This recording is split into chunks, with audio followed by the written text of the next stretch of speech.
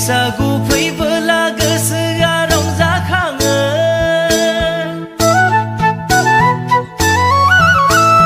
फागुना फैबोला मान्दारा बारोब्ला बैसागु फैबोला गोसोआ रंजाखाङो देग्लाय बैसागुआव लिंदोंना लिङा देग्लाय बैसागुआव फैगोन ना फैया थाइगिर गुरिनि नोंनानाव गलाफिया फैबाजै थाइगिर गुरिनि नोंनानाव गलाफिया खौवौ गाबदों हनै बैसागु बोथोरखौ बराय हरदों खाम सिफुं सेरजा दामदो सेंग्रा सिख्ला गासैबो रंजाजोबदों